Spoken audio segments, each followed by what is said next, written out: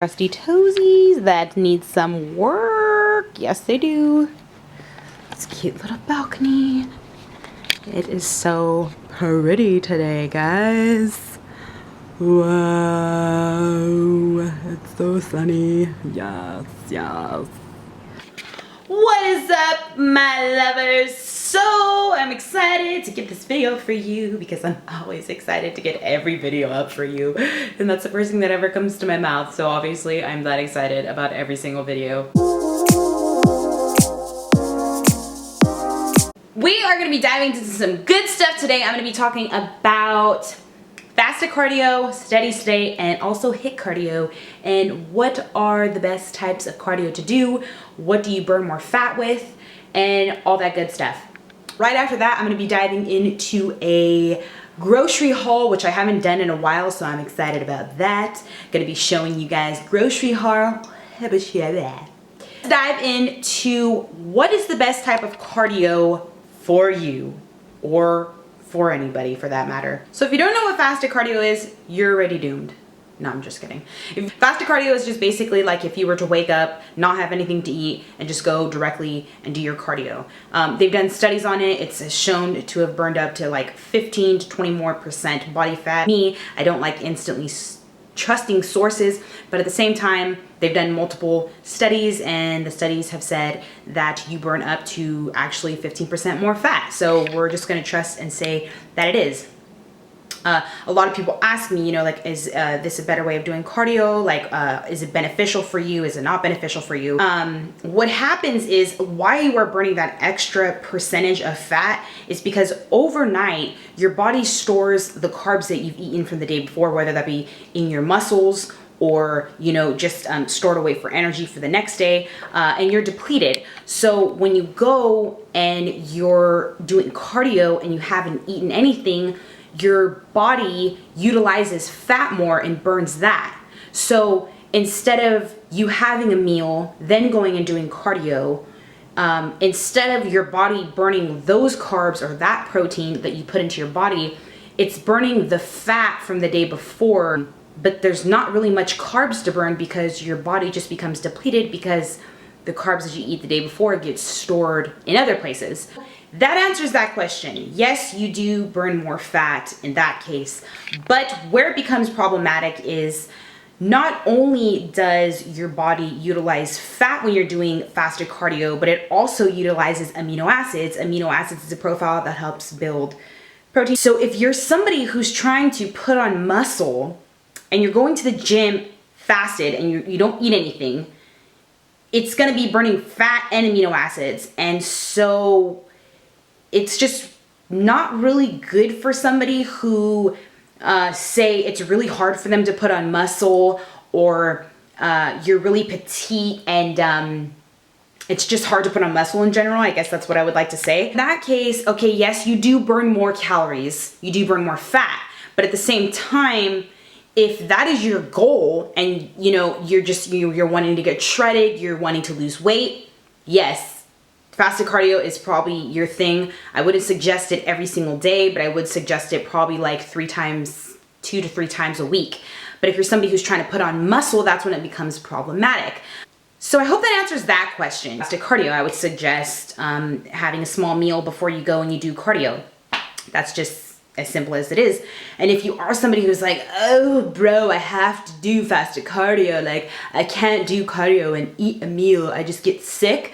Well then, in that case, if you're just somebody who, you know, you can't eat before you do cardio, then I would suggest immediately getting in, you know, a good amount of grams of protein directly after your workout, and that's the only time that I would ever suggest that. You definitely need to immediately put in protein into your body. Fasted cardio is good. It just really depends on what you're trying to personally do. That's what it comes down to. It is preference. And the things that I just talked about obviously are factual. So it's preference, it's factual, it's depending on what you are trying to do for yourself personally. Yes. Yes. High intensity cardio. So high intensity cardio is just basically something that you do all out force for like 30 seconds, whether that be battle ropes, whether that be sleds, whether that be going as fast as you freaking can on a treadmill, and then taking like a minute rest. And you obviously do this probably for like 15 to 30 minutes. It just depends. Shortening, you know, burning calories or burning fat instead of being on a treadmill or on a stair climber for like an hour. We've all been there. That's how I usually do cardio. They've done studies to where it actually shows that when you do HIIT cardio after a workout, it burns almost double the amount of calories that you would burn, say, if you were to do like an hour on the stair climber or on the treadmill for, say, I don't know, speed 7.5 or something like that. So that was something actually really interesting that I wanted to share with you guys. So if you are somebody who likes doing high intensity cardio, I would definitely suggest doing that if your main focus is just weight loss, because it's obviously more beneficial because you burn more for half the time. Let me show you my grocery haul cut-in style, y'all. It's going down, guys. We are putting on a grocery haul because I haven't done one in a while. Since we're diving into the grocery haul, Crystal Light flavor water, like a powder flavoring water. They have multiple flavors in these. Some have caffeine and some don't. This one actually has caffeine, and I could really use a little spurt of energy right now. Pack like 80 milligrams. That would be something relevant to like an espresso shot. So yes, these are really good. But Gatorade, low calorie Gatorade. This is 7 carbs, 0 fat, 0 protein per bottle, which is wonderfellow if you don't really have that much carbs to spare throughout the day. So beans. I love beans. Really good because it's a good source to get in fiber. Yes, guys, they're fibrous. And 0 fat. Some are gonna have fat in them, but I go out of my way to find lower fat. Do for 131 grams. 0 fat, 19 carb, and 7 protein. And they have a good amount of protein in them too. That's like a serving of cheese right there. Protein status. Annie's pasta.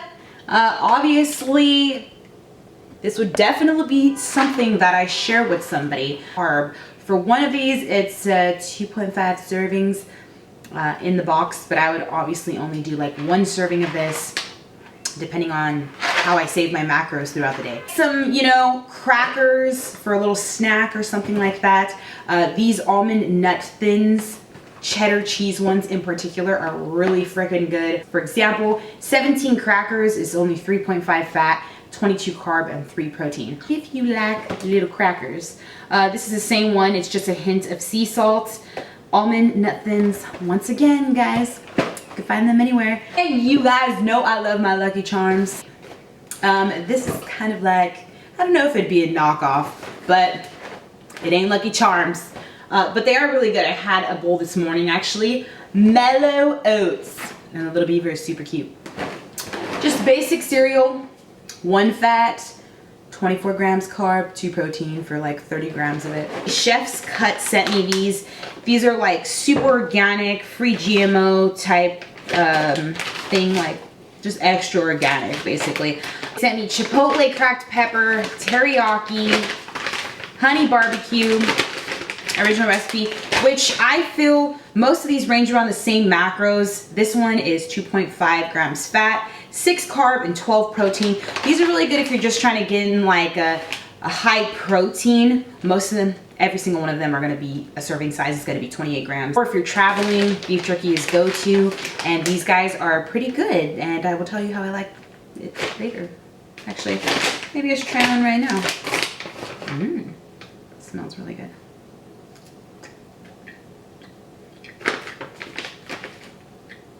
The elements feed our hunger and sometimes attract bears. Maybe you don't want to take this with you when you travel then if it attracts bears. Just saying. Every time I go to the store, I just kind of pick up a whole bunch of different protein bars, whether I've had them before or if they're just something I want to taste. This is actually a random brand, but it's pretty good. It's pretty good. No GMOs, gluten-free, vegan. So all you vegan lovers, Nogu or Nugu. I found these at a lot of like Whole Foods, Sprouts, Builders. This particular flavor, the chocolate mint in the Builders, is my favorite. The other Builders that I've tried, like the peanut butter, and there's like chocolate peanut butter, I wasn't very fond of them. Pita breads. This one is actually kind of high carb. Usually the ones I get are lower carb. For one pita bread, it's 4 fat, 36 grams carb, and 9 protein. I make my macro-friendly pizzas with these, and they are delish. This one's a little higher carb, but usually range between like 27 to 30 grams. Those 6 extra grams make a difference. Okay. I swear by these. I swear by these. They are, and you could get even smaller ones that are like 10 carb, but for one of these, they're actually pretty big. The texture is really good. They're 3 fat, 18 carb, and 8 protein. They're also pretty high protein for a tortilla, let me say.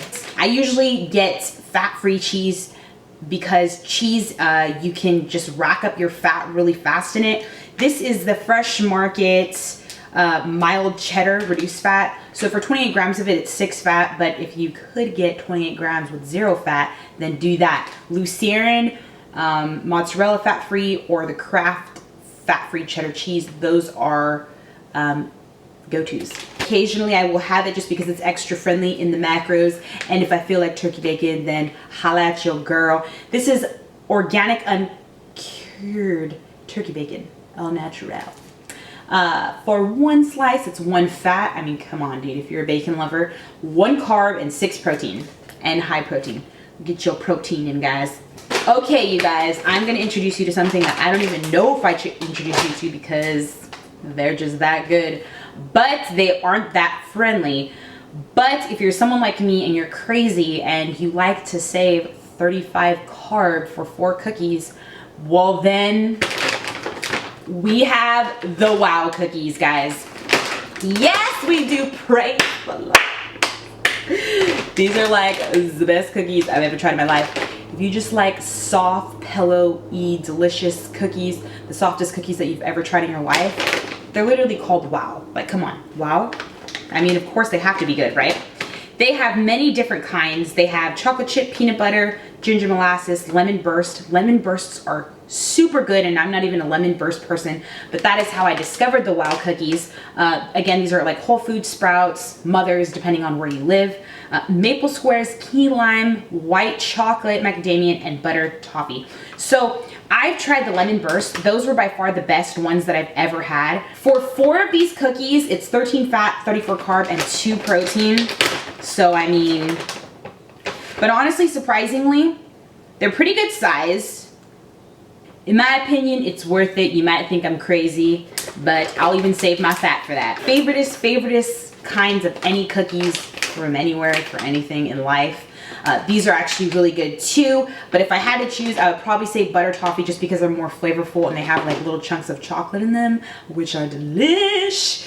Thank me later, okay? Thank me later or hate me later because you might indulge one night, but don't do that. Don't go do that. Guys, that concludes the haul. I hope you enjoyed this video. I love you guys as big as the world. I do. I truly do. I really do. And I love your guys' support. Comment below what you want to see. Please like the video if this is stuff that you want to see more of. And anyways, I love you guys. Hope you enjoyed the video. Stay fit.